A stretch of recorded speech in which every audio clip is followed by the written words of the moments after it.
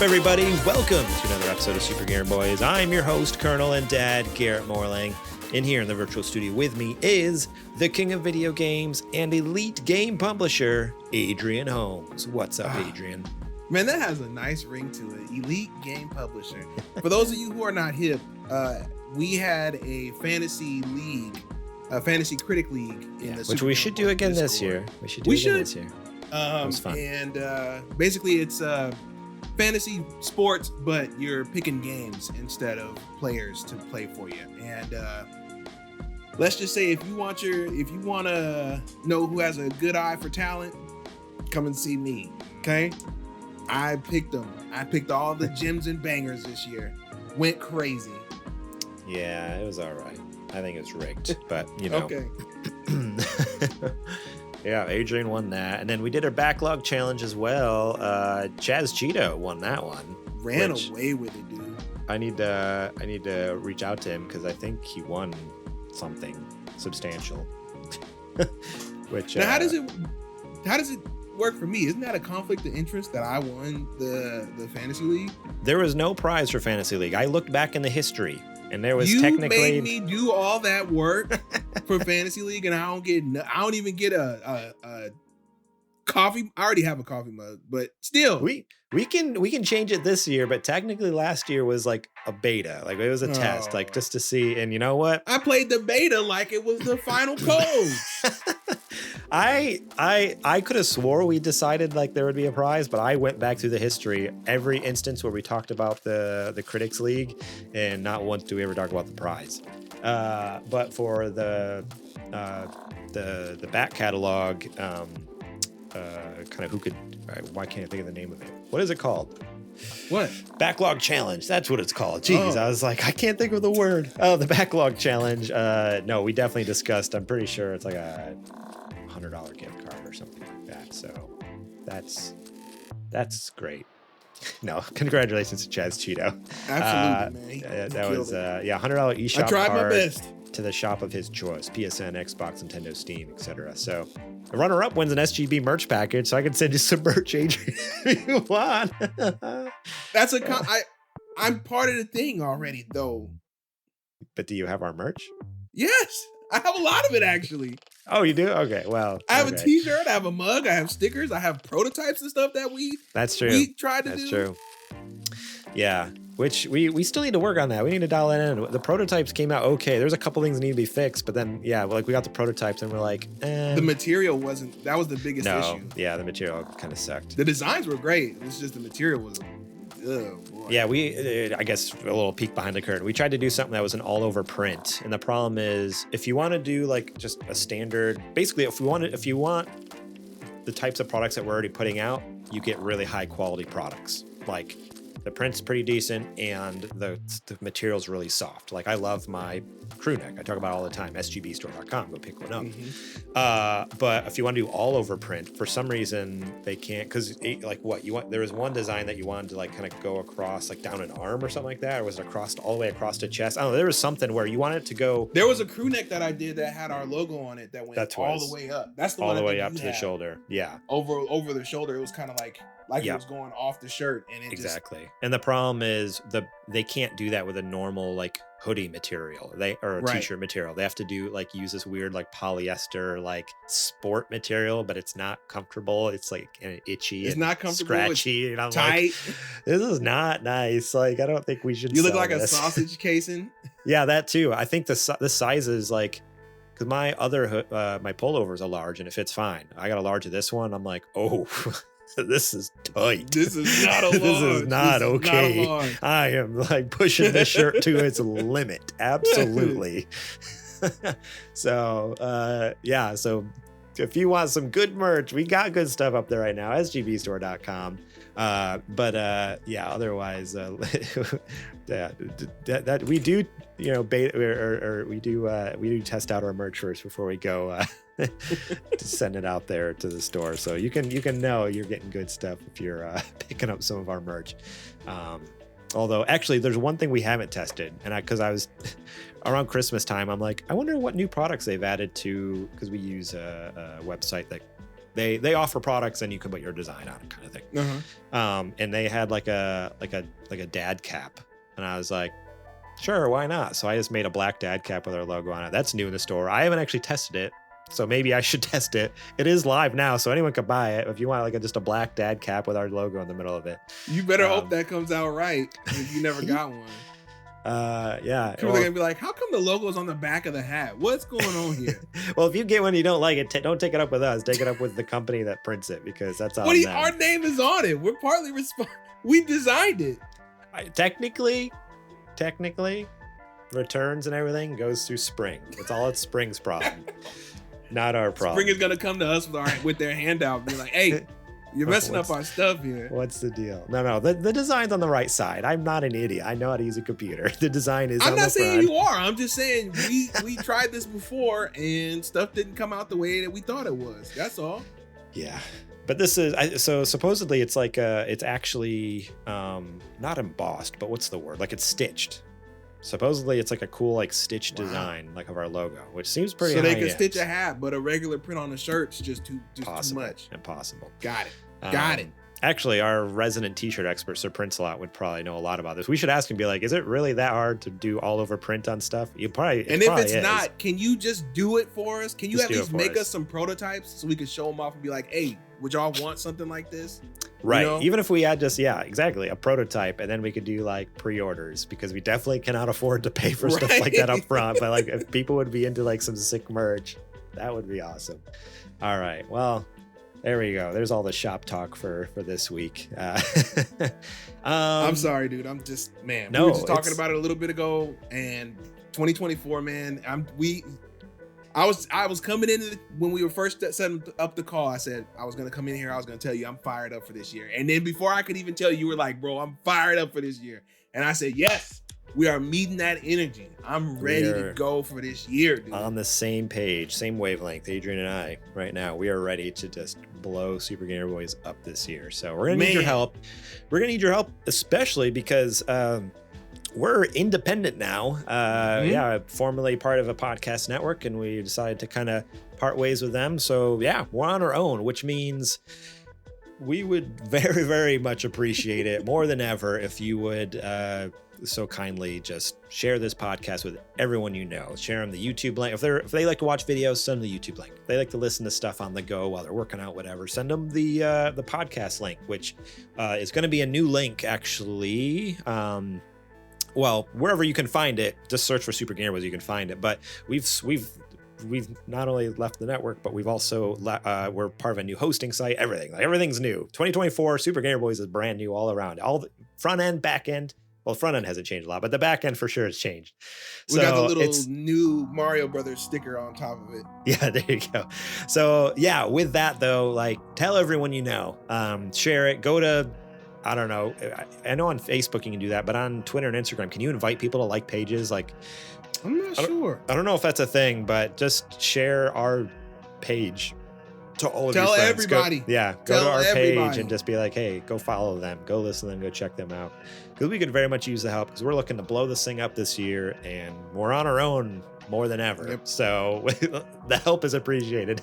Brother, I'm telling you, I feel like this is the first show of the year. It's on the first day of the year. Wow. I don't know. I'm just I feel like we could end this year with 1,000. Real talk. That's how I feel about it. I hope so. That's I mean, we're already a third of the way there. That's true.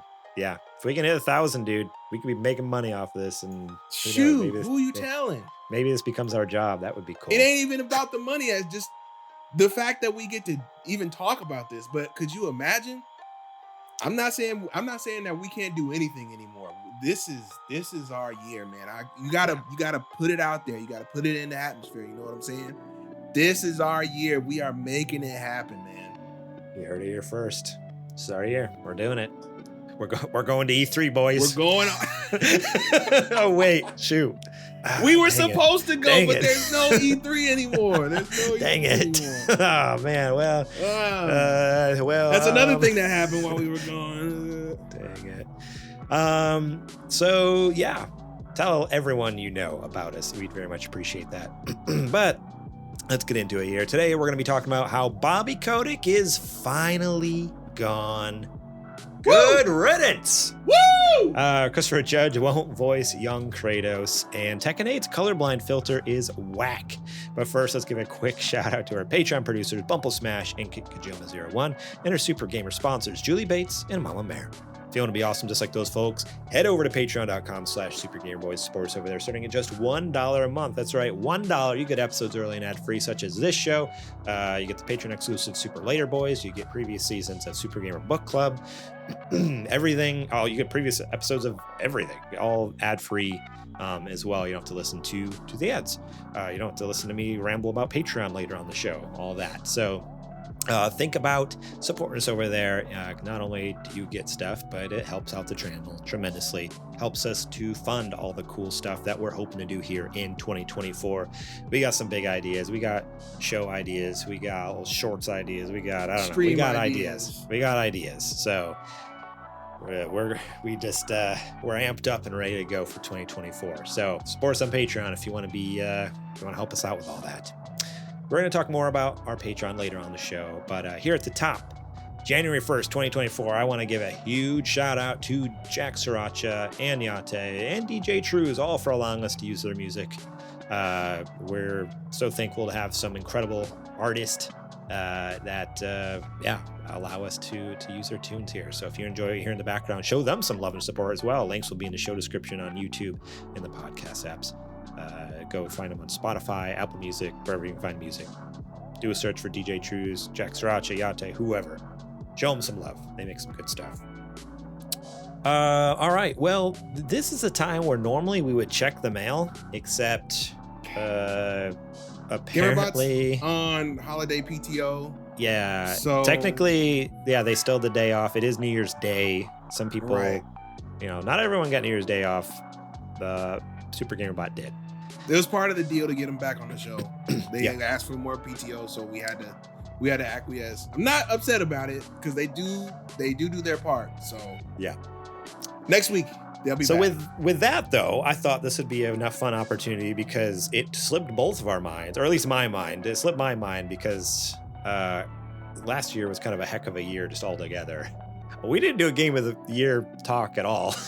We did not on our show. If you go listen to Video Games, a Comedy show, and you want to listen to almost 5 hours of chaos, madness, just insanity, if you want to see the darkest depths of humanity, go listen to the 2-part episode of Video Games, a Comedy show, where that was 8 hours. Absolute madness. Yeah, it felt like 8 hours. It felt like we were there for like 3 days, locked in a room with 15 people talking about Game of the Year.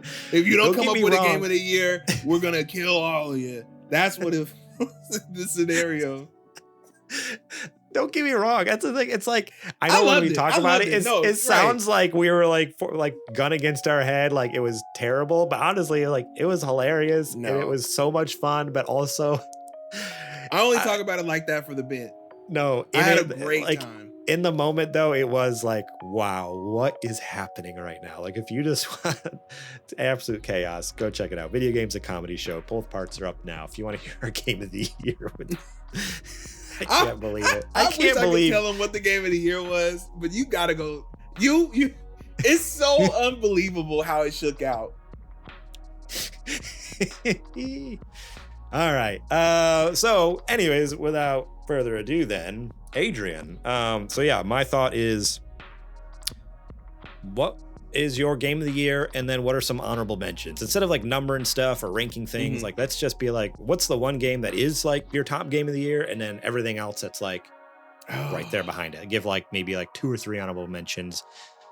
We can talk about this for maybe the next, like, I don't know. Mailbag usually lasts about 20 minutes or so. So we can do like 20, 30 minutes. Like, I think like this is the tough one, right? Because now you're making me pick between 2 of my children almost. It was a fantastic year for games. It was a phenomenal year for games. There was a lot of duds, don't get me wrong, but there was also a lot of bangers. See, I could pick one, but I'll be kicking myself thinking, why didn't I pick the other? You know what I mean? But if I had if I had to give it to one, and this is not a slight to the other, this is because you're making me choose, it would be Tears of the Kingdom. Okay.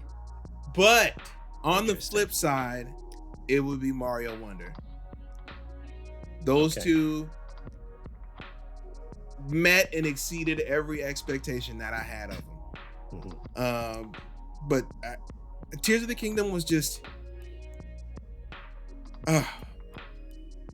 where do I even start with that game? Like, it was just... I think I came to it differently than a lot of people did, where it seems that the sentiment was similar to God of War. When Ragnarok came out, everybody said, oh, it's just more God of War. But I tend to see that game, and more so with Breath of the Wild and Tears of the Kingdom, as pretty much just like 2 chapters of one big game. I don't think it's necessarily more of the same thing as it's all one big same thing. Right. And, it's like a part 1 and part 2. Right. And I think people were expecting this to be a straight up sequel. Like, we're cutting this off. This is the new thing here. But I mean, you could infer from the trailer that it was the same world, same story, same characters, same everything. Right. And yeah, I don't know. I never came into this expecting that we were going to get something incredibly different. And it's also odd to me that so many people got so burned out with Hyrule, when to this day there are people who are discovering things about the map that people didn't find the first go around.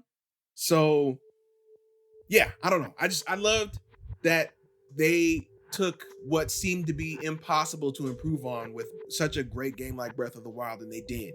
They made it even better. They made it better in story. They added new mechanics that worked out great.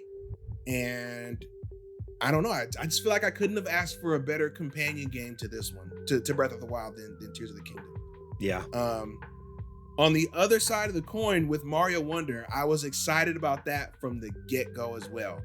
When we saw that original trailer at that Nintendo Direct, and I saw how amazing that art style and the art direction looks, and how expressive and animated and colorful it seems, and they've taken the Super Mario Brothers formula in a whole different direction. I knew there was something special about that game, and when it came out for me, there was. I thought it played fantastically. The soundtrack was pretty good. There have been better Mario soundtracks, but this one wasn't bad. It definitely had a lot. The music levels stood out like a sore thumb, head and shoulders above the rest of them. They're so good. Yeah, I don't know. Just the world map was well thought out. There was even though there were less worlds overall, it never felt like there was less content. You always felt like you had a lot to do. That game was so good. I didn't stop playing it until I got 100%. That's so crazy. That game definitely. I don't know why they didn't call it Mario Brothers 5, because it stands shoulder to shoulder with all the rest of them for me. With Mario World, Mario 3, like it's right along that path. So Tears is my game of the year. My alternate game of the year is Mario Wonder. Okay. So, dang. Any other like honorable mentions, or games that would kind of like would follow, like would also. I got a few, but I want to hear your game of the year first. Yeah. So for me, I talked a lot. Like I love Baldur's Gate 3. Don't get me wrong. Fantastic, like just phenomenal game. A game that is so enormous and complex that I'm still in Act 1, But to be honest, though, it's still like as phenomenal as it was and amazing. It still wasn't like I don't know. For a game to be kind of my game of the year, it needs to hit more than just like, oh, this is a fun and exhaustive game. Like there's just so much like you can never, or what's the word I'm looking for? I don't know, like expansive game. Yes, it's fun. Yes, it's like huge. You go on forever and ever, but that's like objectively, maybe it makes game of the year, but in my opinion, it's like, oh no, it needs a little bit more. And so for a while, I was leaning towards Armored Core 6. I was like, oh, maybe this is it. This is it. Like, I've been waiting for Armored Core for so long. I love the series. And I also just fell in love with that game. It was stuck on my Steam Deck constantly for a long time. But is kind of crazy buzzer beater here in the last like week of 2023. While we were on that show, that Game of the Year podcast with Over on Video Games, a comedy show, someone over there recommended this game called Dredge. And a little indie game by, I think it's Team 17 is the publisher. Black Salt Games made it, but Team 17 published it. And I picked up a little bundle. Steam had a discounted bundle that had Dredge and Dave the Diver, which was another one that was recommended. I'm like, oh, well, I'll get 2 birds with 1 stone. I'll try this out. Oh my gosh. I have not stopped playing Dredge. I've played it every night, like, for hours. I even jumped, like, I was grilling chicken the other night for dinner. I was outside, like, and in between flipping the chicken on the grill, I'm sitting down with my Steam Deck out in the back patio playing some Dredge. My kid's in the bath. I'm sitting there next to the bath making sure they don't drown and also playing Dredge, you know, like, you know, I'm just like all in this game, cannot put it down. And man, it surprised me. I was not expecting that. So spoiler alert for what I'm going to talk about later on, or I guess I can't really talk about it much now. There's no need to talk about it now, but that was going to be what I was, you know, what you playing is Dredge, because that's all happened within just the last week. But oh my gosh. So if you don't know, it's a single player game, a fishing adventure game, where it can be kind of like a fishing quote unquote simulator, like a fishing sim type game where you just go out and you're looking for the right currents, the right, you know, like, oh, is it like a coastal fish? Is it like more of or an oceanic fish? Is it like a shallow water, day or night, all this stuff. Like, so you're just trying to catch fish and make money. You're trying to repair your ship, upgrade your ship, buy new nets, buy new fish. So it's like this fishing simulator aspect, but there is a story going on. And what I love is once you dive into the story, and even if you're just out fishing, there's these constant little reminders where it's like, oh, there's some freaky supernatural stuff going on, very Lovecraftian, kind of dark, sinister, creepy supernatural stuff that I love. I love me good spooky horror games. And it's what I love is it's not scary. It's not scary, but it's just got that little zombie fish and yeah, so it's like zombie skeleton, or like a fish that just has an eyeball that's a black hole, you know, just like weird, like I said, like Lovecraftian horror. Don't just necessarily think like vampires, zombies, and skeletons. Like, it's also like weird, like distorted aberrations and like just messed up beings and stuff, you know, weird like Lovecraftian stuff. So I love it. It is like such a weird like take on just a fishing game. You think it's like, oh, it's just a fun little fishing. Oh man, and there's like a panic meter if you stay up for too many hours without sleeping, or you fish out at night in the fog and you don't have like good enough lights or whatever. It's too dark. There's a panic meter that starts getting, and you start seeing, hallucinating and seeing things. Things start attacking you, or chasing you, or like whatever. Like, there's all sorts of stuff that can happen. So there's almost like a panic / sleep meter. And if you don't get enough sleep, you rest and, you know, and get your, you know, calm down, basically. You start seeing things and going crazy on the open seas. Oh my gosh, it is fantastic. Yeah, Selkie says it. Cosmic horror fishing game done right. Exactly. You're selling me on this right now. That's my game of the year. I was not expecting it at all. Like, I never even heard of Dredge. I didn't know Dredge existed until that podcast. I had heard of like Dave the Diver, but I missed Dredge, and they were both mentioned by I think the same person. And so I bought the bundle, and I'm like, great, perfect. I'll get 2 birds, 1 stone. And oh my gosh, yeah, this game is fantastic. This is my game of the year. Armored Core, again, got me, had fantastic gameplay, great story, all this stuff, and I couldn't put it down for a while. But this game, and as is the case with a lot of indie games, has so much heart. You can just feel it. There's so much more than just like, oh, this is more than just a bunch of people like just making a cool action game like Armored Core was. It was like, oh, this is like, there's somebody cared. Someone cared about it. Cared, because the Armored Core team absolutely cared. They care. But It's like your mom's cookie recipe, whereas like, you know, one of the ingredients is a little love. Like that's an indie game, you know. Like that's a good analogy. You don't get that. Like, not that there isn't, you know, not that the people don't care and the big studios, but they're using like substitute sugar substances, you know, where the indie developer, like, we're using real sugar and love, you know. And I love that. No food tastes like mom's. Exactly. Or grandma's. Yeah. Same thing. Nothing quite plays like an indie game, and I love that about it. So that is my 2023 game of the year, is out of nowhere, because I'm not necessarily the indie guy. I've never have been. That's you. You're the indie guy, you know? And so it's just so wild to me to be like, might be man, more of like, one than you think. I mean, I am now. Ever since you've joined the show, dude, like, you've just been introducing me to more and more, and I'm so happy you have, because it's like I'm falling more and more in love. Like, even like a couple weeks ago on the show, I talked about, I played Venba. That game was incredible. Love that game. Yes. So that's probably another like honorable mention for me. Venba, fantastic indie game, a short one too. If you're just looking for like a nice short little experience, hour and a half, and oh my gosh, like such a heartfelt story. Had me tearing up at the end. Like, I posted on the Discord, like, I wasn't expecting to cry playing this, but here I am. Like, what's the deal? Fantastic. So I don't know. What a fantastic year for games. But yeah, I want to hear some of your honorable mentions if you got some. Some of my honorable mentions from 2023. Well, one of my games was not released in 2023, but I played it in all 2023, and that, of course, is my runner-up game of the year, and that's Power Wash Simulator. Yes. Which, did you see? It's now in VR. Have you gotten it for Quest yet? I saw the announcement, dude, and I don't know if that's like taking it to the next level. That's like me and Death Stranding, where I've bought it on every platform you could possibly buy it on. Like, that's like you with Power Wash Simulator. Dude, I'm like, if I put that headset on, I'm not taking it off. I'm not going to sleep. I'm gonna be late for work. I don't know if I'm ready to cross that barrier though.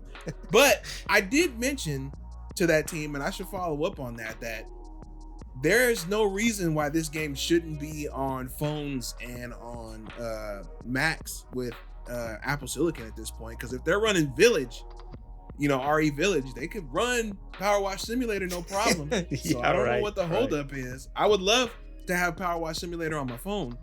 But yeah, that game is just,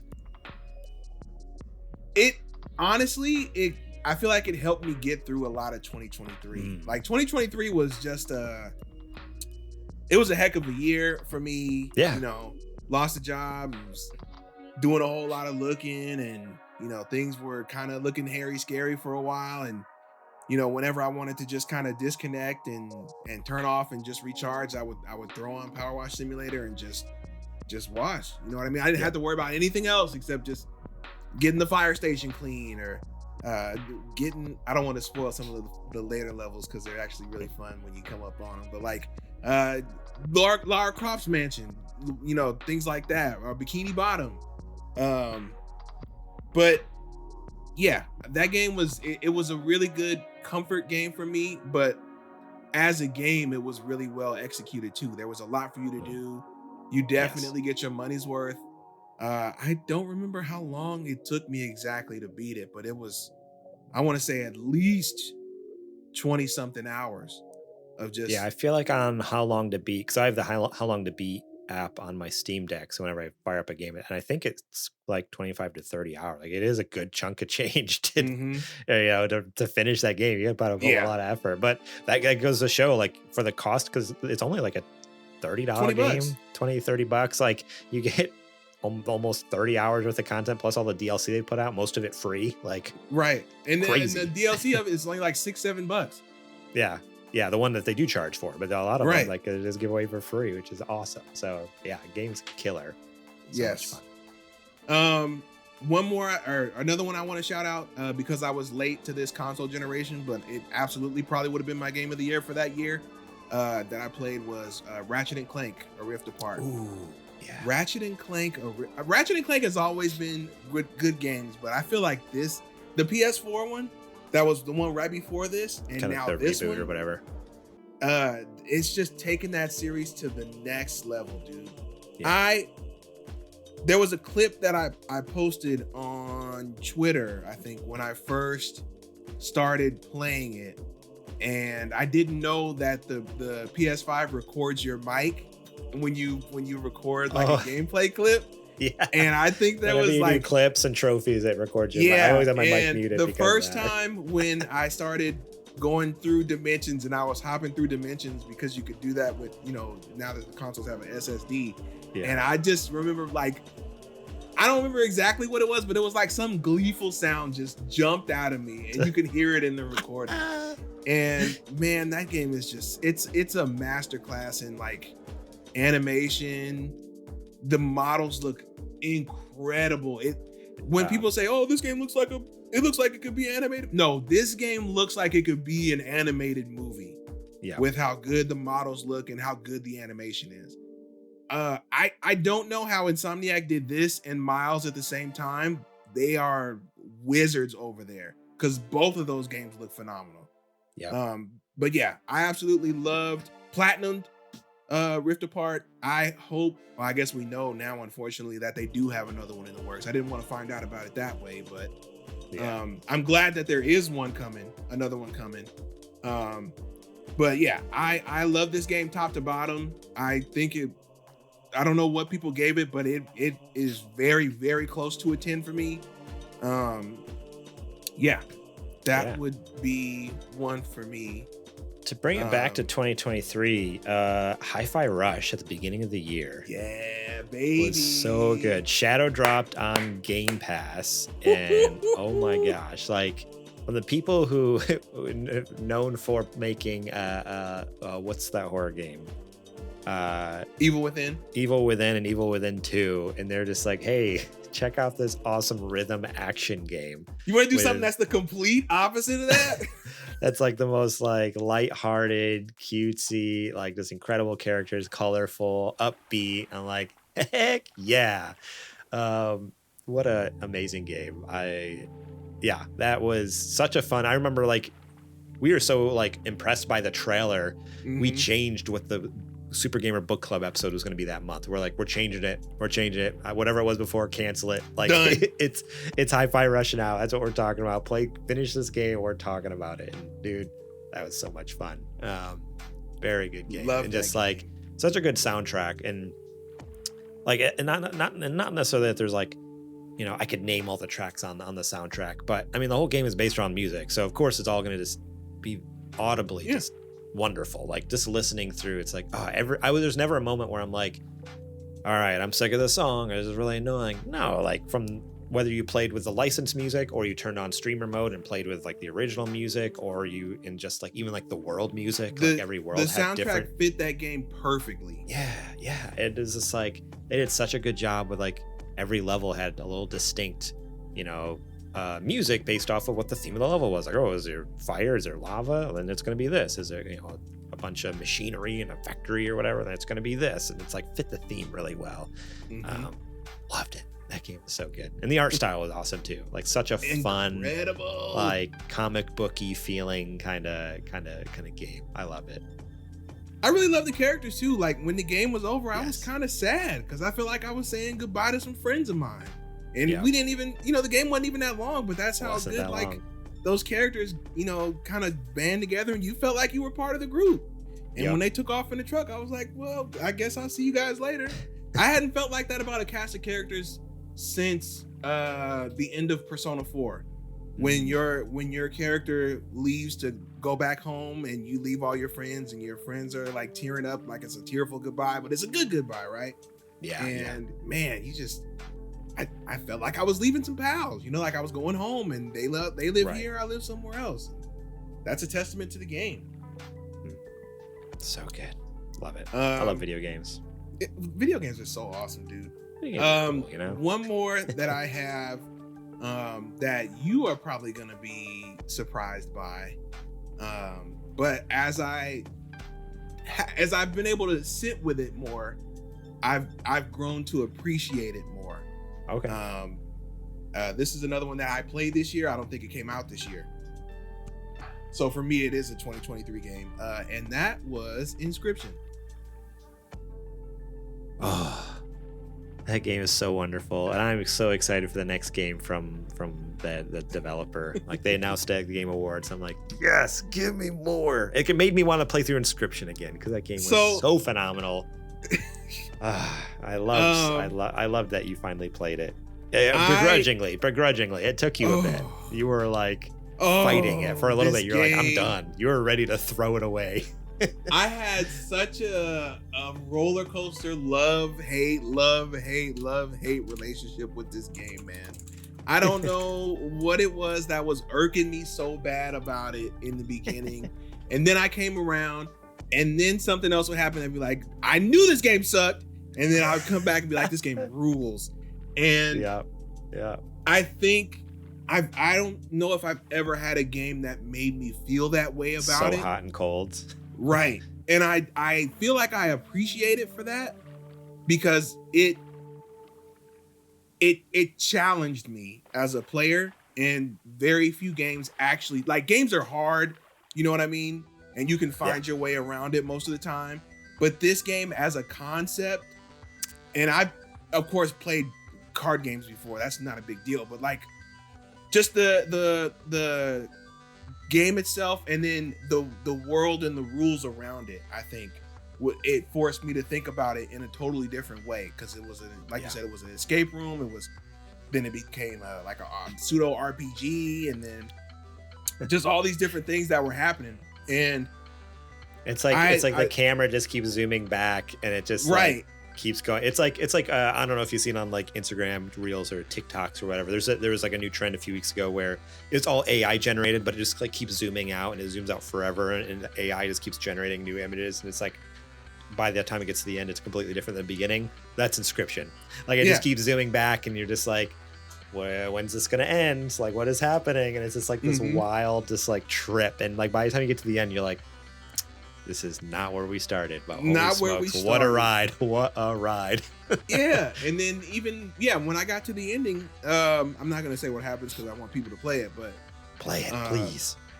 When you get to the ending and you kind of get a chance to reflect on everything that's happened, and you know where your choices have landed you, you know, with the other characters in the game, and when you realize what's actually going on, it's like, man, there was a lot more going on here than you first, you know, because I mean, I guess that was the point, to make you think, oh, this is just a fun card game, and then you realize it's a lot more than that.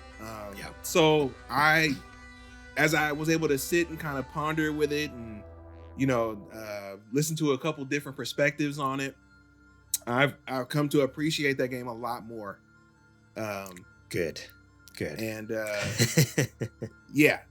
so that was, I put it as one of my top games in 2023 because of the experience that I had with it. I'd never had an experience with a game like that before. So I appreciate the journey that I have with it. It's awesome. So good. You got another one? Well, I do, but I'm just looking at the time. We are 40 minutes in. We should probably talk about some news stories here. Oh, come on, man. It's Game of the Year. I know you got one more. Game of the Year. Okay. Let me think real quick. What else? Oh, yeah, Starfield. No, just kidding. Oh, I was going to say, what happened over break? That was a good one. That was a good joke, huh? Man, I briefly mentioned Baldur's Gate, I mentioned Armored Core, so I kind of threw a few other honorable mentions unceremoniously out there, which I kind of blew it a little bit. I don't know. To be honest, this was a weird year for gaming for me. I didn't play a lot of games, honestly. Oh, I have it. I got it.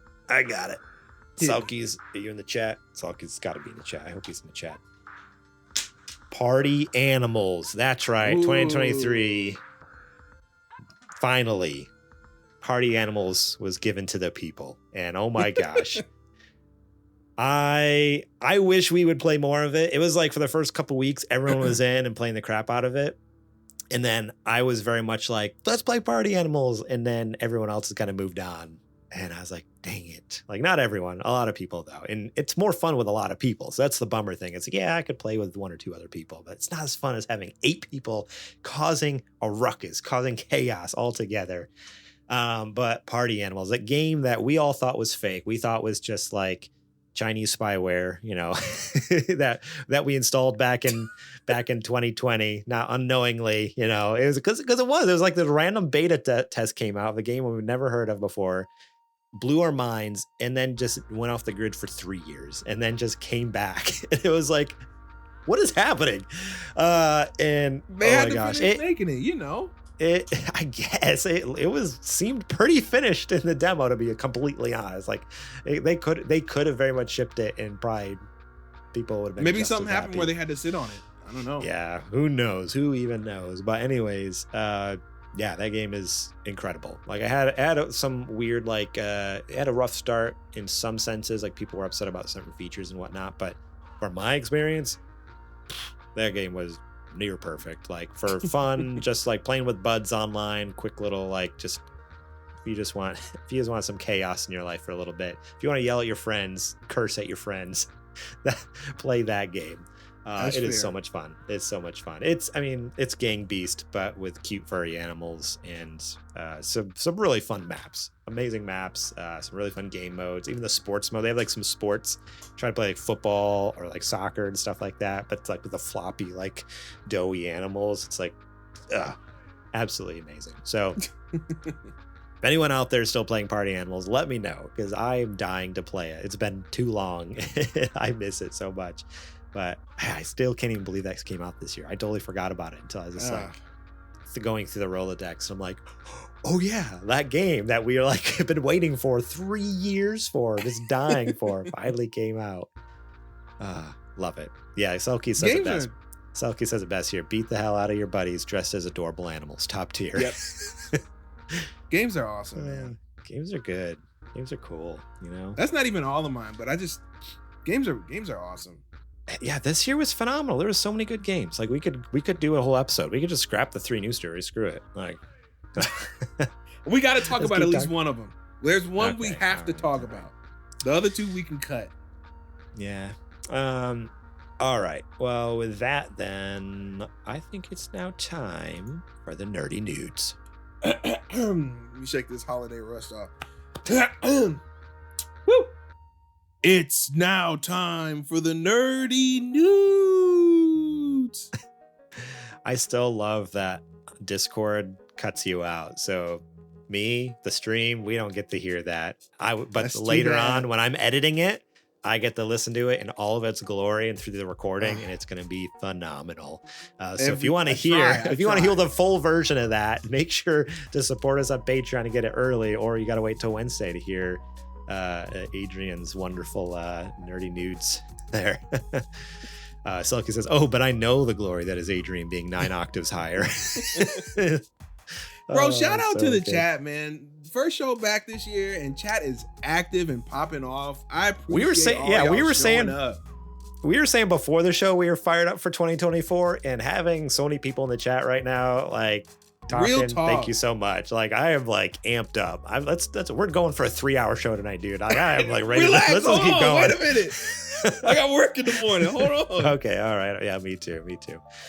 All right. I guess I can switch to the old overlay here. Is this working? Yes, it worked. All right. This first news story comes from Forbes, written by Paul Tassi.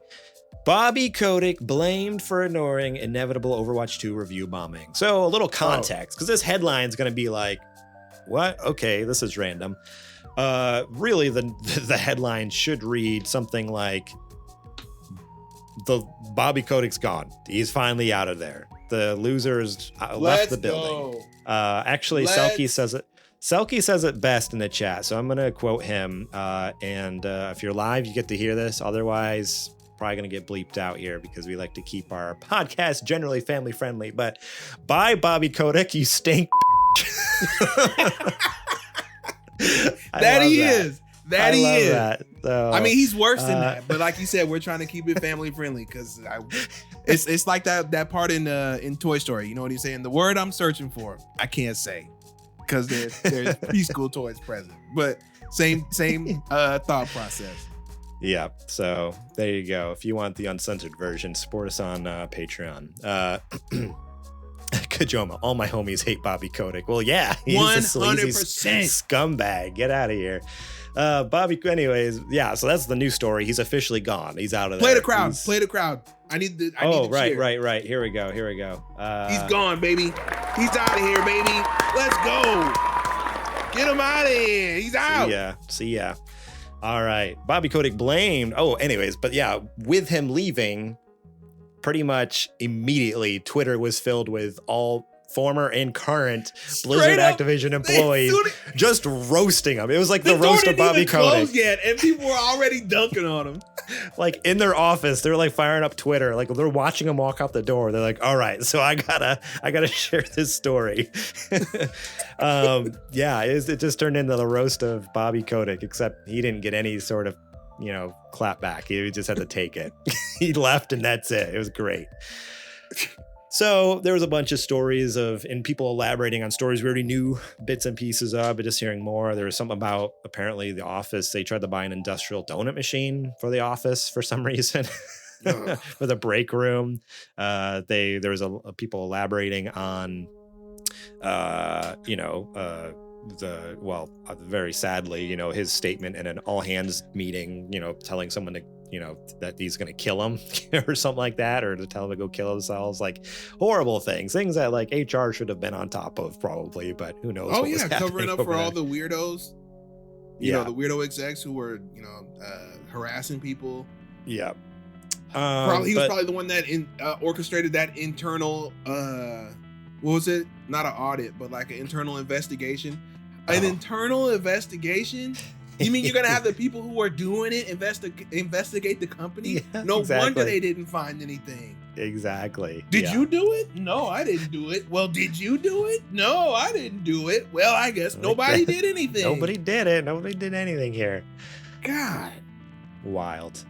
So one of the news stories, though, relating more closely to a specific game, that is Overwatch 2, Bobby Kotick blamed for ignoring inevitable Overwatch 2 review bombing. Bobby Kotick is no longer the CEO of Activision Blizzard, departing the company with millions of dollars in platinum parachutes after the Microsoft acquisition, and now both current and former Activision Blizzard employees feel more comfortable sharing stories about Kotick, and none of them are positive. Easily the funniest one is a tale about Kotick attending a meeting where he wanted to test out some sort of, industrial-sized donut-making machine. They didn't even know how to get the building to power. A less funny one is about Kotick allegedly threatening to have an employee killed, but others are more focused on specific game situations, like what happened with Overwatch 2's Steam launch.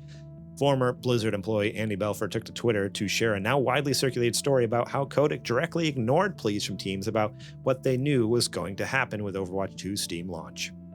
Namely, that it would be review bombed to hell because of how Overwatch 2 was being reviewed by players at the time, and there would need to be some sort of plan to manage and react to that. Here's Belfort. Moderation of Steam was put on the community team, not a function of community at Blizz. Despite my refusal to want to expose members of my team to that level of toxic content post, when asked whose decision it was to launch on Steam with no additional help, Bobby.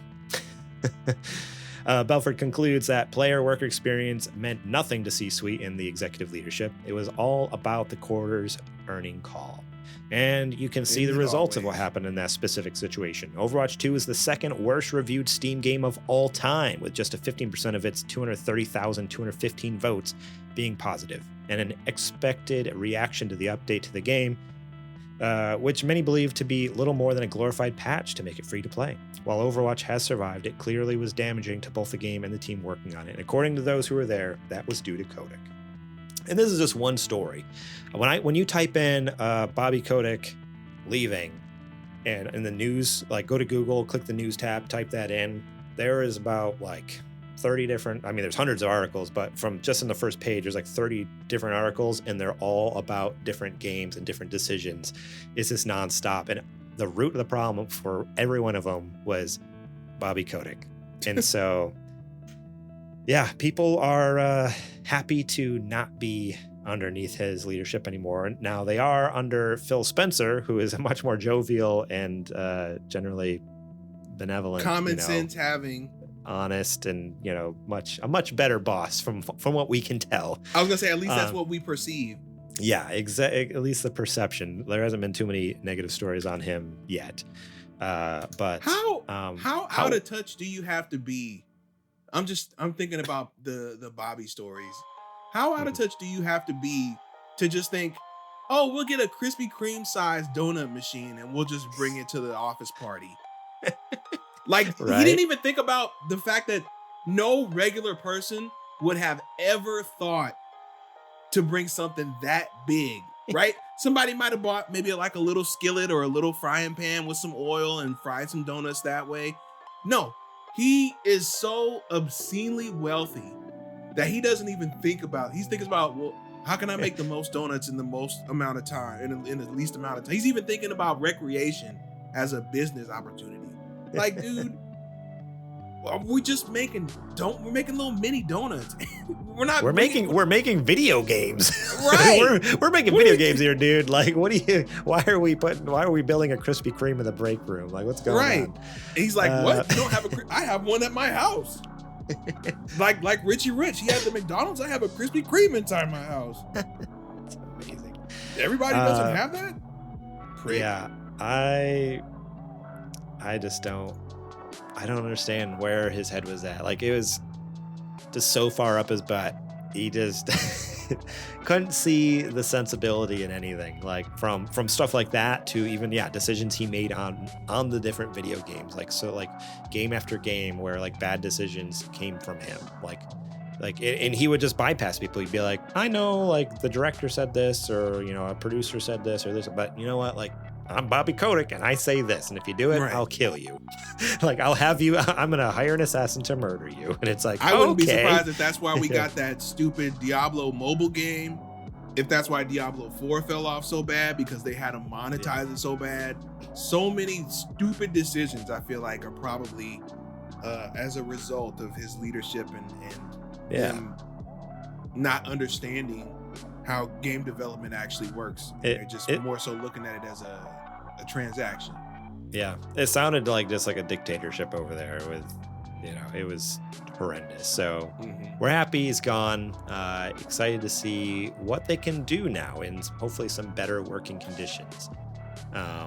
Maybe they can make other games that aren't Call of Duty now, Yeah. That'd be nice. Great. Activision has a good number of IPs under them that aren't Call of Duty. Just throwing that out there. Fantastic IP. Blizzard has great IPs that they've been sitting deal on too. Like, let's start making some cool stuff, right? Please. Oh man. So yeah, that's it for news story number 1. I don't know. Do you have any more to add to that other than just good riddance? Screw that guy. I'm glad he's gone. Yeah, exactly. All right, this next news story comes to us from IGN, written by Michael Kripe. God of War's Christopher Judge seemingly won't voice young Kratos out of respect for T.C. Carson. God of War 2018 and God of War Ragnarok's Christopher Judge is uninterested in voicing a younger version of Kratos out of respect for the original, the character's original actor, Terrence C. Carson. As reported by The Gamer, Judge shed light on his feelings about the Ghosts of Sparta's early days during a live stream event with Streamly. He says that although Kratos is a role he did not want to take lightly, he also wanted to focus on leaving his own mark on the character. I never watched any of the scenes from the earlier God of War games because TC's so great. And I thought it would be a disservice to try to voice match him or anything, nor did they ask for it, Judge said. From the very beginning, it was about making it my own. Judge continued to say that even if PlayStation developer Santa Monica Studio had asked him to work off of Carson's portrayal, he would have said no. Interestingly, when highlighting Carson's work, the current Kratos actor added that he was offered something not too long ago but turned it down. They wanted me to somewhat match the voice of the character, and I said, absolutely not, Judge explained. I love this dude. That would be such a slight. We are not celebrated for what we as individuals bring to stuff. That's across the board, no matter what you do. We just think it's inherently wrong to try to commandeer something else that someone else has already established. There's some spoilers for Valhalla DLC that I won't read there, potential. But yeah, so this is a huge W for Christopher Judge. He's already a legit dude. Love him. He was already an awesome dude. And then for him to be like, no, I'm not gonna encroach on his space. Like, he already did that. He did an incredible job. There's no need to rehash that and or even copy it. Like, kind of make a second-rate copy of it, Right. It was already done extremely well first time around. So yeah, I can respect that. Absolutely.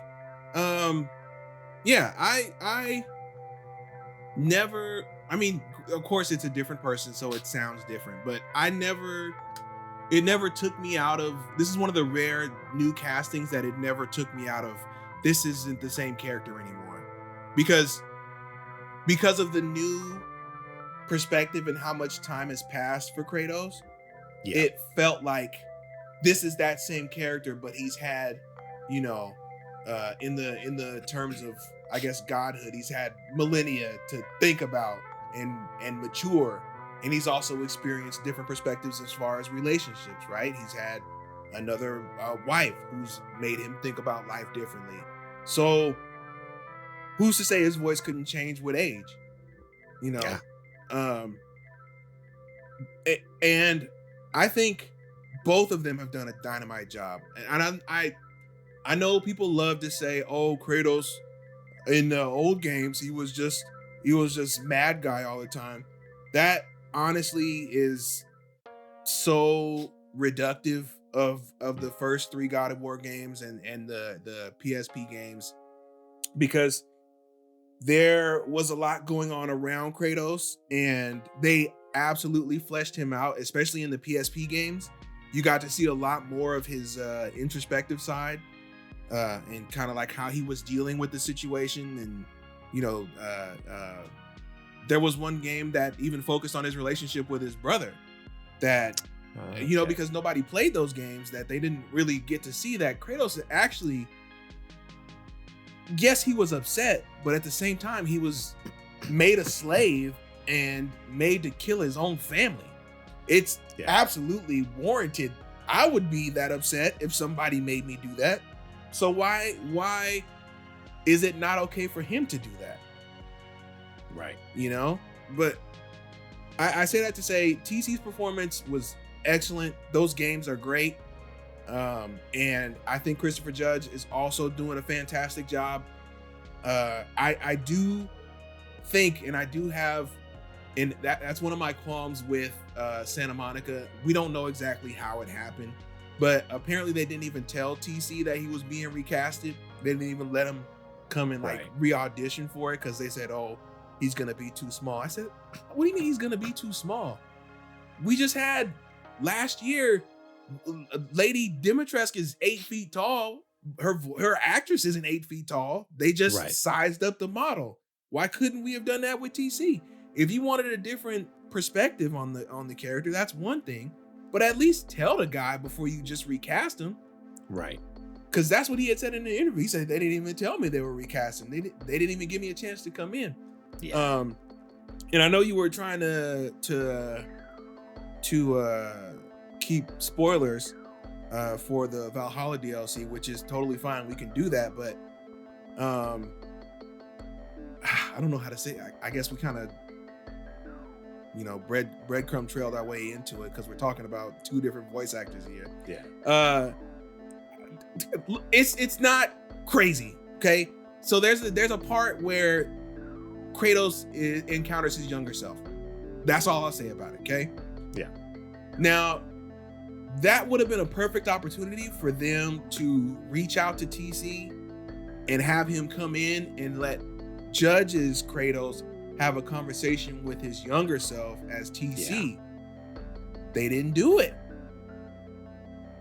So I feel like that bridge was already burned. I feel like if they would have asked him now, he probably wouldn't have even said yeah, just because of, I would have felt slighted.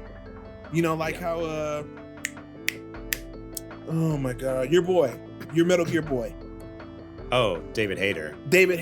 Yeah, getting recast by Kiefer Sutherland. This out of nowhere. Like, didn't even get warned. Just like, hey, are you in the new Metal Gear game? And he's like, never even got a call. What Metal Gear game? Nothing. Yeah, what are you talking about? It's like, oh no, Kiefer Sutherland. What? Okay. Yeah. So they unfortunately, and like I said, we don't know the ins and outs of it. Of course, we're not in those meetings. We don't know what it is. But if that's the case, and they didn't even give him a chance to come back and, you know, try to do it, that was definitely not a good look on Santa Monica.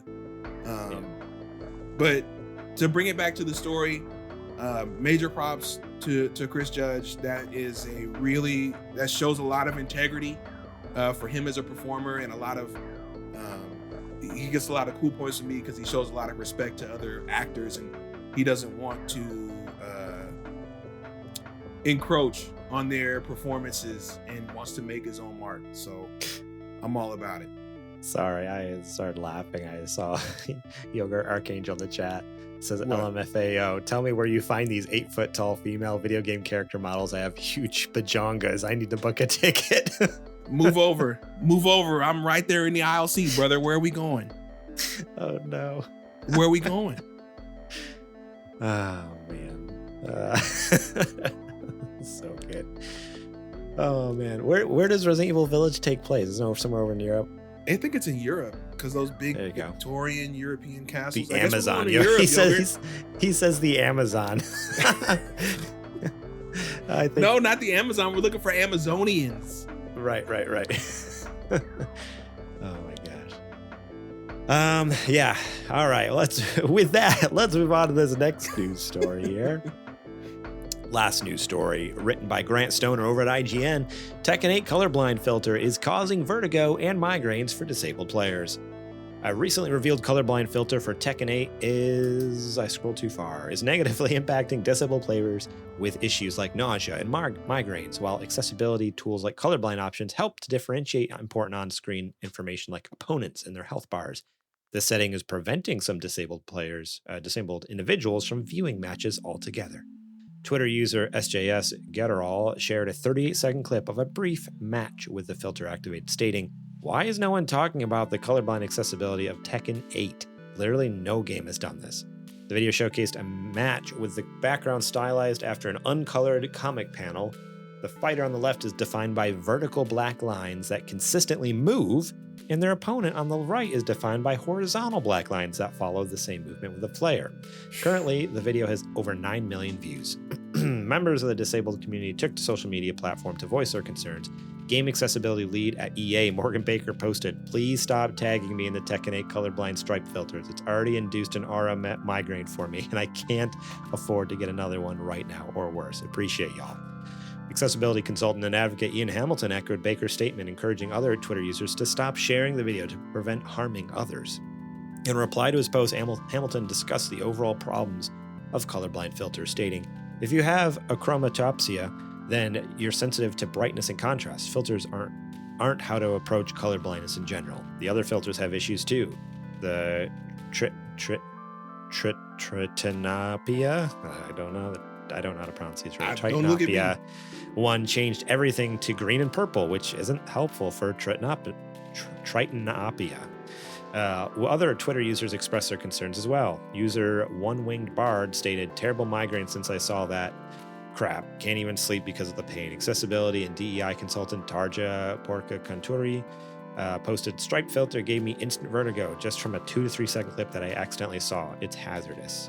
And it goes on, just people saying like, this is dangerous. This is not helpful. It is actually dangerous. And I was telling Adrian before the show, I don't know if you had seen the clip, but I did when everyone was posting it. And I do suffer from like bad migraines. Like I've had migraines that have put me in the hospital before. And I saw this flash up and I watched, 3-4 seconds of it. And immediately I started like feeling weird. I'm like, oh no, I gotta stop. And like 10 minutes later, I started getting like the weird like spots in my vision. Like my visions will start to go if I start getting a migraine. And I'm like, oh my gosh, I watched like 3 seconds of that video. And I'm like, that was a close call. It almost gave me a bad migraine. So, I don't know what they're smoking over there, and why they thought this was a good idea. I assume they had, they had good intentions, right? Yeah, it's like I was telling you before the show, I said, I think they intended, their heart was in the right place. I think the execution just wasn't good. No, their execution was bad. It was dangerous. Right. I'm all about, them making games more accessible. I think we all are, but yes, it sounds like they didn't, because there are agencies that you can meet with, right? That'll help you work with accessibility. Like, Steve Spawn's organization, Spawn, Able Gamers. Yep. Yeah, Able Gamer is one of those groups that'll connect you with the people you need to connect to actually get professional expert consultations, like people who either experience it or very highly understand that topic and the disability specifically and how it needs to be addressed. And it really felt like I was telling you before the show, I was like, it feels like some guy was like in the accessibility team at the studio is just kind of sitting there like, how can we fix this? Oh, I have an idea. He did it, finished. Instead of like getting any checks, he just like publish, send, update, DLC or not DLC, like send update. Firmware it was like update. 7 p.m. at the office. He was like, well, nobody's here. I guess I'll just ship it.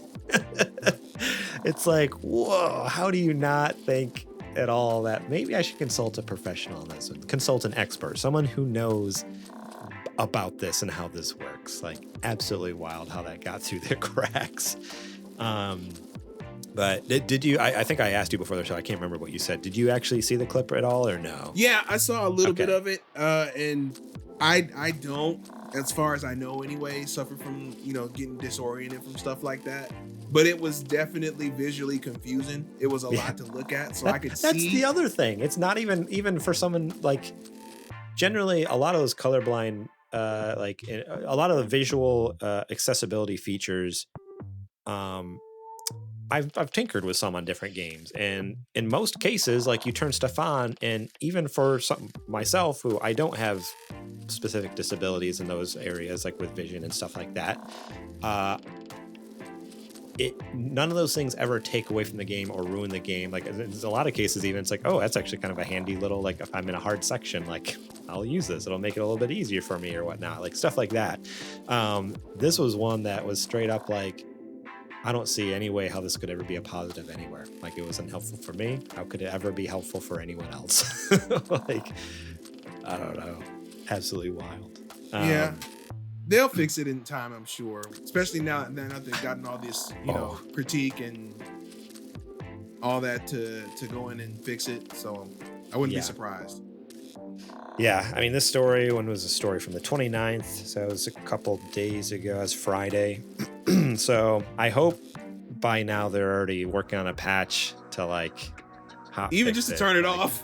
Yeah, exactly. I feel like as much issues as it's causing, it needs to be like gotten rid of as soon as possible before anyone else just gets sick from it or hurt or whatever, because it's bad. It was so jarring. I'm like, what is this? I like woke up to that. I'm one of those idiots who, like, my alarm goes off, I grab my phone immediately, just open Twitter. Like, I'm still laying in bed on my pillow, and like that was the first thing that popped up when I turned on Twitter. So to wake up to that was like not starting my day off with a migraine. Not great. So yeah, careful if you're playing Tekken 8. Don't mess with the accessibility features. Like, just be careful. Or just don't mess with that one in particular. Yeah, exactly. Don't steer clear of the colorblind filters, and they're all bad, especially that one. All right, I think that is it. Kajoma in the chat just said, I just went and looked at that, and holy, yeah, it's bad, dude. You get it. I watched half a second, and that was too much. So true. All right, well, that is it for the news this week. I think it's now time for our Patreon ad. Let's do it.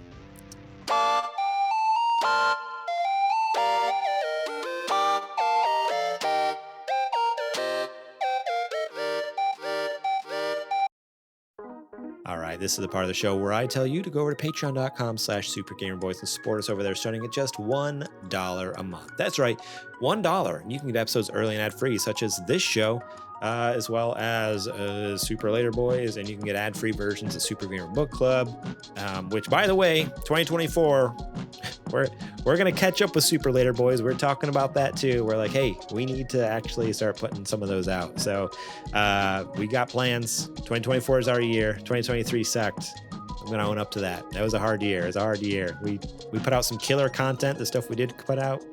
But not as much volume as previous years, and things are going to change. We're hoping for things to change this year. A little more content from us. So, which, again, if you want to help fund those and get them early and ad-free or exclusively, Patreon's the way to do it. And yeah, $1 a month, it's all it takes to help us out. You get a lot of stuff early and ad-free and exclusive. If you want to support us at the $5 a month tier, you can get all that previous perk as well as the show notes to this show, so you'll know exactly what we're going to be talking about. And it's a way for you to have your voice heard here on the show. You can leave comments on those docs. That's right. You can get the Word doc with all the show notes, the news stories, the questions, the games we've been playing, whatever it is. You can leave your own questions, comments, concerns. Hey, if you have thoughts on the news stories, if you wanted to share your thoughts on Bobby Kotick getting booted, go ahead and join us on Patreon at the $5 level. You can see those show notes. Leave the comments right on the doc for us to read here on the air. So if you want your voice heard, think about supporting us there at $5 level. $10 a month, you can get all those previous perks and a shout out at the top of each and every episode. So everyone knows that you are a Super Gamer sponsor, one of the top dog tiers. We appreciate it very, very much. And then the highest, the top big dog tier. There's the top dog and then the big dog, big dog tier. Patreon producers. You can support us at $15 a month and get all the previous perks and the ability to pitch us a segment for the show and just kind of generally help us behind the scenes a little more. Right after this ad, this was right before the ad, but I didn't read the show notes until just now. After this ad, there is going to be a little preview for an upcoming show from a segment, I should say, from one of our Patreon producers. So we're going to be showing that clip here, and it's going to be kind of featured here on the show for the next little bit, and then we're hoping to kind of transition it into its own little thing. But stay tuned for that. So if you want your ideas brought to the table here at Super Gamer Boys, whether it's a segment idea you have or you have an idea for us to do, think about supporting us at $15 a month to kind of be a part of the action here at SGB. All right. Patreon.com/Super Gamer Boys. Support us over there. We very much appreciate it.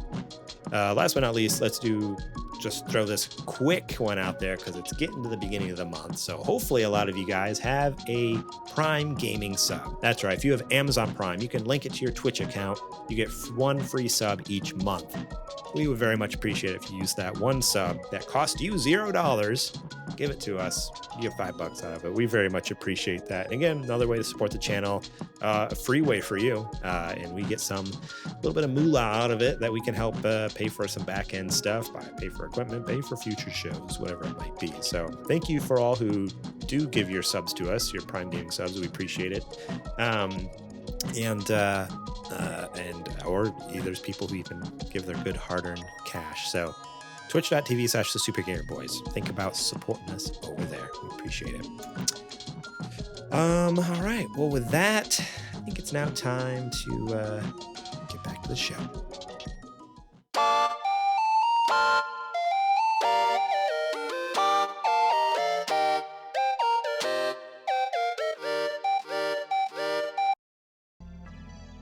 All right, we're back from that ad, and as I mentioned in the ad, there was a little segment that I was supposed to introduce before, but here we are, now it's after the ad. We're going to do it right now. So, our Patreon producer, Kajoma01, Caleb, he's been on the show. He was on a few weeks ago as a guest. He is big time into some of them trading card games. He had a cool idea for a weekly segment where I think the idea is for it to be 60 seconds or less. Within a minute, you can get all the top TCG news for games like Magic, games like Marvel Snap, various games, and some of the new cards, some of the new strats, stuff like that. There's a little trailer here. There was not a lot of news this last week, so we have a fun little trailer. So there's a little introduction. I hope you guys enjoy because I'm excited for this new segment. The idea is it'll be here on the show, and we'll start posting Instagram Reels, YouTube Shorts, TikTok, so you'll get it other places as well. So if you're not a regular here on the show, think about supporting us on our social media to catch the Reels for that TCG news. So without further ado, I hope this works. Let's check out this trailer for Kajoma's Card Game Corner. Hello and welcome to Kajoma's Card Game Corner, your source for TCG news. No news this week. Instead, I'd like to take the time to introduce myself and the show. Hello, my name is Kajoma01. I occasionally stream and I really enjoy card games. My favorite card game is Magic, which I've been playing for around 9 years. Currently, I tend to play a lot of Commander with my friends and I play some MTG Arena. My favorite color to play in Magic is red, my favorite card is Lightning Bolt, and my favorite commander is Sir Farron the Henchhammer. Another card game that I really enjoy is Marvel Snap. I've been playing Marvel Snap since its release and have hit Infinite the past 9 seasons. My favorite card in Snap is Cosmo, and I tend to play a lot of Silver Surfer decks. My plan for Kajoma's Card Game Corner is for it to be a short weekly recap of the card game news for the week, so you can be fully informed in about a minute. We're only going to be covering Marvel Snap and Magic at the beginning, but if you have interest in us covering another game, please let us know. I hope that you're as excited for the show as I am, and that you'll tune in next week for our first episode. All right, we're back. Hopefully you guys saw and heard that. I am so excited. But yeah, like we said, he's legit. He's legit. He knows his stuff about those games. If you're not part of his Discord, he's got a crew in there, and they are all about it. So it's been neat to, over the last couple years, get to know Kajoma and hear his love for these things. And I'm excited now to bring some cool content from him to you guys. So, I mean, you can go follow him on the social media, which I'm sure will be, you can find on the episode that he guested on there a few weeks ago. So go find that. And once we start posting these on Instagram, on TikTok, on YouTube, he will be tagging those as well. So follow his main channels, because he also streams on Twitch, and look forward to some killer TCG news clips. Keep you in the know here in the future. Who'd have thought he was a turbo nerd about cards like you're a turbo nerd about Warhammer? Who'd have thought? Okay, all right. Warhammer's cool, So, I didn't say it wasn't. I mean, it's definitely, it's got to be cool to be around this long. So, yeah. All right. Well, without further ado, I think it's that time of the show where I have to ask you, Adrian. It's been too long. It's been a whole year since I've asked you. What you playing? Woo-wee! What am I playing? Get it? That's only a joke I can do. It was a dad joke. It's a dad New Year joke. It's a New Year's joke. So it's a dad classic. I knew. Yeah. I haven't seen you since last year. I'm dreading going into work. Hang on. I have to say one thing. I have to say, sorry to interrupt. Kajoma says, does Warhammer have Post Malone? And I have to say, no, we have Henry Cavill. We have Superman. So there you go. I mean, he's not Superman anymore, so you can't really.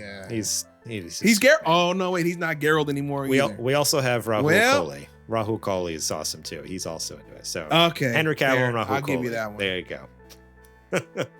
go. I'm dreading going to work tomorrow because I know that I'm gonna get that at least 50 times. I haven't seen you since last year. Oh, my goodness, so good. But anyway, so if you missed it, I posted on Twitter today that I am trying to do something to be consistent for this entire year. And I picked that I'm going to do a playthrough of Animal Crossing New Leaf for the 3DS. I'm going to try to play it at least, just a little bit and take a screenshot as proof, right? I want to do that every single day of this coming year. Man. And yeah, that's a goal of mine, to just kind of like establish a habit and, prove to myself that I can do things, when I put my mind to it consistently. So you'll be hearing updates from me pretty much every week about what's going on in my town and with my villagers and whatnot. So look forward to that. And that also means I'm going to be getting not reacquainted, because I never left it, but I'm going to be getting real close again with my 3DS. So expect a lot of my stuff, a lot of my picks of what I've been playing to be on 3DS for the near future. So that's fine. That's great. Yeah. All right. Is that it? Is that all you've been doing? Some New Leaf? I was thinking about breaking the PS3 out and, going through my library there, see what I got going on. Because there's a few games over there that I missed that I picked up back in the day and just never got around to. So really? Okay. Yeah. So we shall see. I'll keep you posted. Awesome. Cool. Well, for myself, all I've been playing, I mean, like I talked about, I played Dredge. I've played a Yes. lot of Dredge. Expound. So many hours of Dredge. I mean, I don't know how much more I can really expand on what I've said, other than just everyone needs to play it, and it is currently still on sale on Steam. It's on sale. Actually, that bundle's still on sale too. But if you want just Dredge, $18, you're in. And sale ends on the 4th, so buy Dredge. You got a little please. time. Buy some Dredge. But no, actually, there was one other game I played. Mm-hmm. When was it? I did like a random stream last week. I don't know if you saw that. I was just like, I was bored, and there was like a demo I wanted to try of like this really cool analog horror game, where you like answer phone calls, and it starts out like you're supposed to be like a help hotline. And it starts out where, what is the name of the game? I should probably like look that up. That'd be cool. It starts out like really just mundane things like, I got ants in my kitchen. How do I fix this? And then you find out on your computer. And you send them the information. And it was called. Kajoma said Bear and Breakfast. I did play Bear and Breakfast. No, he's not wrong. I did in fact play Bear and Breakfast. That's not the one I'm talking about. Oh no, I thought he meant that was the horror game that you played. No. Yes, that is a horror game. I don't know why I can't find it, but yeah. So I played that game. It slowly gets more and more just like off the wall, like just crazy stuff happening. Like people start calling in and just talking about random things, and it's like, wait, was that a person I was talking to, or was that like some weird like dun, dun, dun, alien or I don't know. It just gets more and more eerie. Like nothing outright like scary happens. There are no like jump scares or anything like that, but it's just unsettling. Like you start getting weird calls about people talking about weird noises in their house. And then some of the things, like slowly your Rolodex of information starts getting bigger, and it starts telling you, different things that could possibly be causing issues. And some of the issues are like, very various like this creepy things that go bump in the night or something like that. Like I don't know, like there's specific things I can't think of off the top of my head, but yeah, it's just a really cool concept because it's not outright like terrifying. It's not like being chased by a demon or something like that. It's like, no, you're just like this helpful like hotline operator and getting these weird calls that are just super unsettling and super weird, and I loved it so much. And it has this cool like analog aesthetic, like the computer boots up and it's old like Windows XP, and then you open up like the icon and you can see all the information. It's all like dial-up, kind of old like Windows 98 stuff, more like. So it's a psychological horror. Psychological. It's called Home Safety Hotline. Yeah, that's what it's called. It's kind of like they call it like psychological like analog horror, where it's like very much like you're not outright seeing anything creepy, but it's just very unsettling and really. The thought of the monster is scarier than the monster. Right. It's meant to just like make you kind of like lose it a little bit. It comes out in a couple weeks. So right now there's a demo. It's free, but January 16th is when the full game will release, and I am very excited about that. But on that same night that I streamed that, I did stream Bear and Breakfast. Excuse me, which I thought was going to be a game I really enjoyed, and I did initially on that stream. Actually, I was like, "This game's great. I'm loving it." But is it boring? Yeah, my biggest gripe is you very quickly get to a point where not a lot of stuff is happening throughout the day. And if you wait long enough, there's a day-night cycle, but you can't like speed it up. Like that's one thing with Dredge I like. If I finish what I can do for the day, you go back to a dock and then sleep until the next day. Boom, good to go. With Bear and Breakfast, at least so far, I have not found that ability. So if I'm done for the day, and there was a point where I was at an objective that said, wait 3 days, or you have to get reviews from like 3 different people staying in your bed and breakfast. It's like, all right, well, this person's staying for 2 nights, this person's staying for 1 night, this person's staying for 1 night. That's 4 nights that I gotta wait. And you can't just like, all right, I'm done for the day, let's go to sleep. No, you have to wait until it gets dark, and then the button finally illuminates saying, oh, now you can go to sleep. You can't speed up time. There's no way to adjust time in the game, and you can't just go to sleep and wake up the next day. Right. At least, again, I'm playing on Steam Deck. Maybe there's a weird glitchy thing that's happening there. I cannot find the feature. When it's translating down from PC? Maybe, yeah. I mean, I was originally playing on PC, and I also was running into that issue. But again, maybe I'm just an idiot. So if anyone's playing Bear and Breakfast, they're like, no, you're an idiot. Here's how you do it. Tell me. But otherwise, right away, I'm just like wandering for no reason. Like I just need to finish this objective, but I can't finish the objective unless I go to sleep, and I can't go to sleep until it's nighttime. And it was just really annoying. I felt like I was wasting my time. That's really unfortunate, because I remember when we saw those previews for that game, and we were like, man, this looks really good. I loved it. The whole gameplay of you get to build your little bed and breakfast. Like you actually okay, how big do I want the room? All right, what furniture do I want to put in there? What kind of what layout do I want? There's so much you can customize, and it's a really fun bed and breakfast simulator, but with goofy, silly characters, like animal characters. I love it. It's fantastic. The world is amazing. The characters are incredible and really fun and silly, and I love it.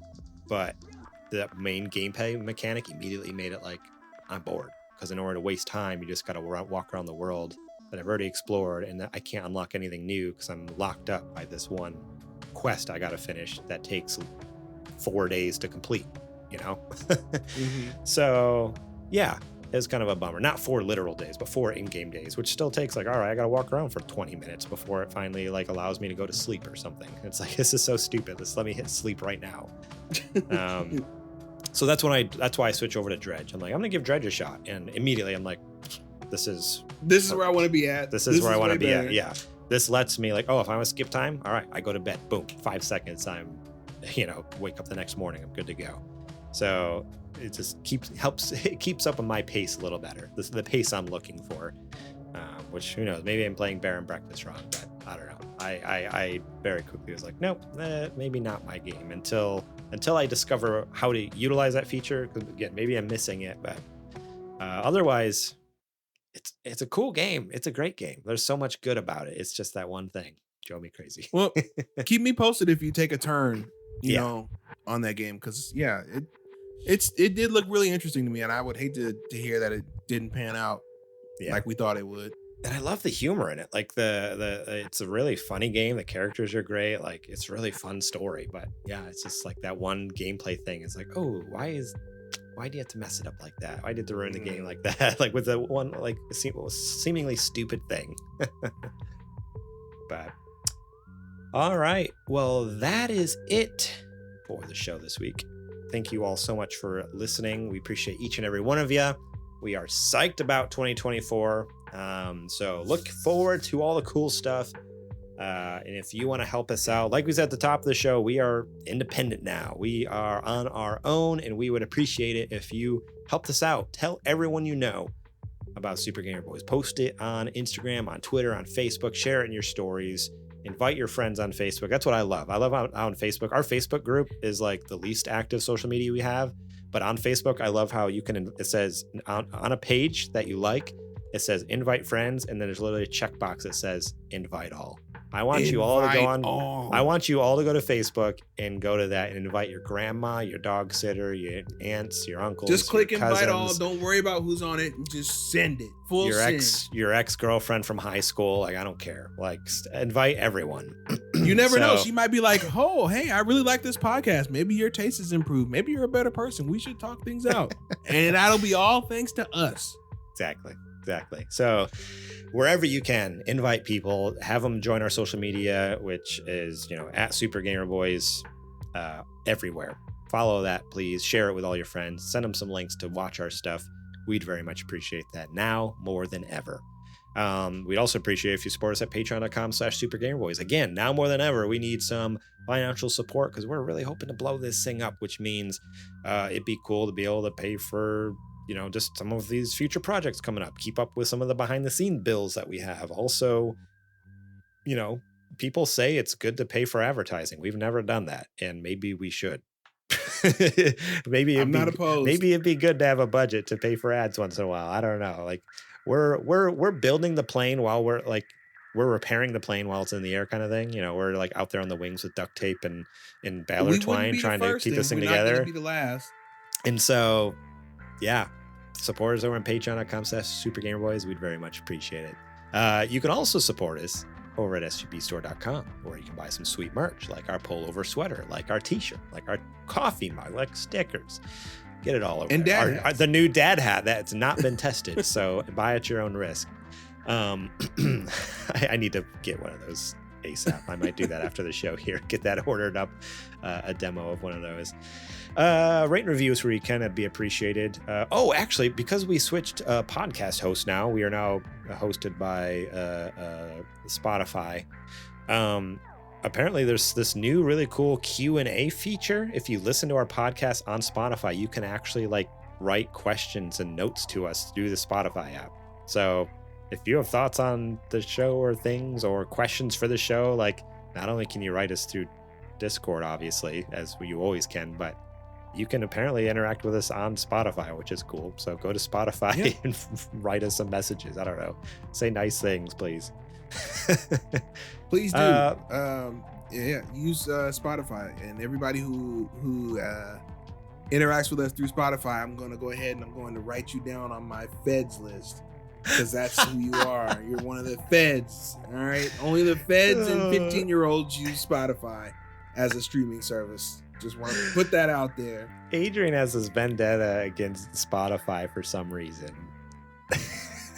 Just throwing that out there. I mean, got my eye on you. Without Spotify, we wouldn't have a hosting platform for our podcast. So That's Spotify, the hosting. That's company. true. It's technically called Spotify for podcasters. The streaming service. That's true. Okay? It does have a different name. That's true. Shout out to Jack, Sriracha, and Yate for allowing us to use their music on the show. Find them on Apple Music and Spotify. Links will be in the show description below for you to find them. You can find us during the week at supergamerboys.com, Twitter and Instagram at supergamerboys. I'm on Twitter and Instagram That's pretty much it. At Morlang. I guess I'm other places too, but those are the two main places. At Morlang. Actually, I just got a Blue Sky account. That was called. I finally got an invite. I signed up like 6 months ago and finally just got the email now. Hey, you can sign up. Then you get in there and then nobody's there. Yeah. Nobody's there. Yeah, it's just a ghost town, but it's cool. I got one for me and Super Gamer Boys, so follow us over there, I guess. Adrian, where can they find you at? You can find me any and everywhere at Homeboy. That is right. Well, that's all I got for this show. Adrian, do you want to take us out? I absolutely can. Folks, thank you for supporting us for all of 2023. For Super Gamer Boys, it was definitely a year of transformation and change and whatnot. And let me tell you, and surviving, making it. But we made it. We are here. And just with us making it here, being in 2024, I cannot tell you, man. We are so fired up to take Super Gamer Boys to whatever level that we can take it to. I mean, we were joking around when we were talking. I was like, man, we're gonna end this year with 1,000, but I really believe that we can. Why stop at 1,000? I'm not even gonna limit us to that. Why not 10? What? I said, why stop at 1,000? Why not 10?